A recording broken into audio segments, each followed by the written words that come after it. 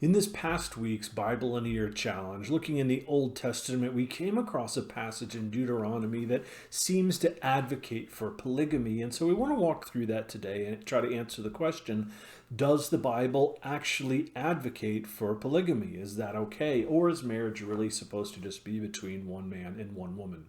So let's start out here with the passage, Deuteronomy chapter 1, verses 15 to 17. And that says, "If a man has two wives, and he loves one but not the other, and both bear him sons, but the firstborn is the son of the wife he does not love, when he wills his property to his sons, he must not give the rights of the firstborn to the son of the wife he loves in preference to his actual firstborn, the son of the wife he does not love. He must acknowledge the son of his unloved wife as the firstborn by giving him a double share of all he has. That son is the first sign of his father's strength. The right of the firstborn belongs to him." Okay, so that's Deuteronomy chapter 21, verses 15 to 17. And in reading that, honestly, I gotta say that feels really awkward. Right? It feels very uncomfortable. It's kind of strange to read through this. What's going on here? You've got a man who has multiple wives. He doesn't love them all. And so there's this biblical requirement that he has to treat his children properly, regardless of whether he loves one of these women or not. And so the whole thing feels a little bit weird, but there is some logic in here. We kind of get the temptation that the person here who's the notional person about wanting to give the inheritance to one child versus another. We kind of almost understand that temptation, and so we therefore understand why there would be this rule. But the real head scratcher here actually is, of course, why is the Bible giving us rules about what to do in a polygamous relationship anyway? I thought that marriage was supposed to be just between one man and one woman, and that's it. Genesis chapter 2, verse 24 says, "That is why a man leaves his father and mother and is united to his wife, and they become one flesh." I mean, that's the passage, right? That's the gold standard passage for marriage. There's supposed to be just one man, just one woman, and they're united together to be one flesh. Well, maybe, right? Maybe that's the right interpretation. Genesis chapter 2, verse 24 does seem at least to be talking about a one-to-one relationship, one man, one woman. But if that's the case, then why do we have Deuteronomy chapter 21, verses 15 to 17 that we read? Why, if marriage is supposed to be between just one man and one woman, why do we then have these rules, or this rule here for someone in a polygamous relationship? But wait, there's more. Exodus chapter 21, verses 7 through 11 seems to give us some more rules about how to properly treat having multiple wives. Genesis chapter 16, Abraham married to Sarai, but he also takes Hagar as his wife so he can produce an heir. Jacob had more than one wife. So did David, so did Solomon. So if we have these examples of these very important Bible figures being married to more than one woman, and multiple parts of the Bible gives us rules about what to do in a polygamous marriage, then should we not say, or how can we not say that the Bible advocates, or at least seems to be okay with this idea of polygamy? And when we go there using that evidence, it almost feels like we might be on some solid ground, not morally maybe, but at least logically. We're making a coherent argument that the Bible is okay with the practice. But men, before you call your wife over and start laying the foundation for this argument here, let's dig a little bit deeper and see if this actually is a good idea biblically. So first, let's level set. The Bible records a lot of wisdom that we should live by, right? There's a whole lot of godly instruction in the book, but there's also lots of history in there as well. There's accurate recording of significant events, and not all of those events are things that we want to repeat. Certainly the account of Cain killing Abel, that's not a biblical lesson that shows that it's okay for us to murder. And it might just be the same way when the Bible talks about men who have married more than one wife as well. Yes, the Bible says that Solomon had many wives, but the Bible also shows us that it didn't work out too good for Solomon to have all those wives. They wound up leading him into idolatry.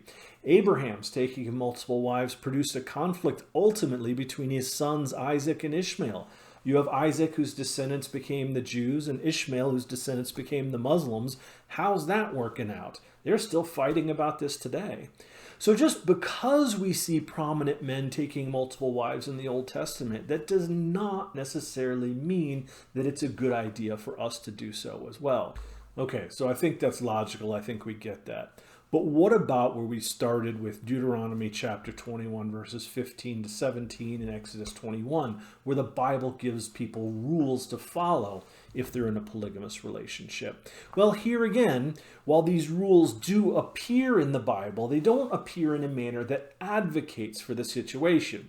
I'm not aware of any place in the Bible where it says that polygamy is a good or a moral thing to do, but it's something that people did anyway. And so God saw fit, because people were going to do it anyway, he saw fit to put some rules around the practice in his word. But again, that doesn't mean that by doing so, God is somehow condoning the practice. Consider this. Deuteronomy chapter 23, verse 18 says, "You must not bring the earnings of a female prostitute or of a male prostitute into the house of the Lord your God to pay any vow." So right here, we have a biblical regulations regarding the earnings of prostitutes, but I don't think anybody in their right mind would read this and say, the Bible must therefore be condemning prostitution. That's not a logical response to jump to at all. By providing rules for some things, that doesn't necessarily mean that we are condoning those things. Another good example of this is with divorce. Deuteronomy chapter 24 provides some guidelines around divorce and what happens when various situations play out for divorced people. But what did Jesus say about that? Matthew 19, verses 8 through 9. "Moses permitted you to divorce your wives because your hearts were hard, but it was not this way from the beginning. I tell you, anyone who divorces his wife except for sexual immorality and marries another woman commits adultery." So I think we're talking about the same sort of thing here with polygamy. We've made the argument that even though there's rules that polygamists must follow, and there's examples of polygamy in the Bible, that doesn't mean the Bible advocates for polygamy. That wasn't the norm in the Bible, not by any stretch of the imagination. In fact, while it's kind of a tough thing to count, some people estimate that the Bible refers to as many as 3,237 different people. That's people who are named, people who are unnamed, and accounting for multiple people with the same name. That's one count of it. I haven't done it myself. But that means, if that's right, or even close, we've got about 3,237 different people mentioned in the Old Testament and the New Testament.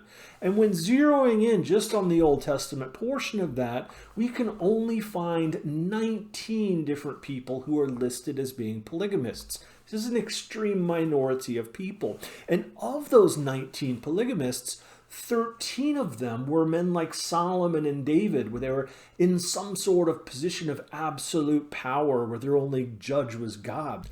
There was nobody there to bring these guys back to reality, and the Bible is loaded with examples of other areas in their lives where they overreached morally. And so it's not strange to think about or assume that their acts of polygamy was a similar moral overreach.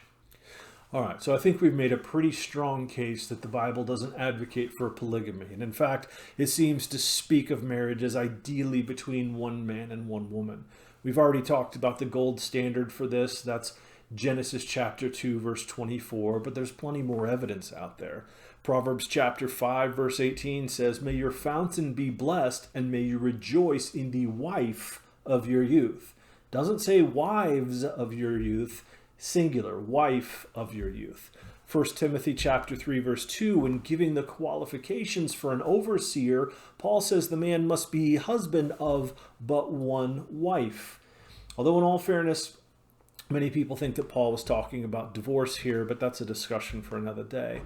I don't think we need to spend any more time, though, identifying passages that advocate for one wife per husband. There's plenty of them that we could find because, like we said, monogamy seems to be the standard. That's the normal way that the Bible talks about marriage.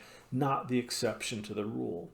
But even after all this, if I haven't fully convinced you that polygamy is a bad idea, if you still need evidence to sort of push you across the finish line here, then I would suggest go and ask your wife what she thinks. I'm sure she'll be able to give you a much more convincing argument than I ever could. Well, I hope this has been helpful. Hope it's been interesting. And until next time, Lord willing, there is a next time. May God bless you and your family.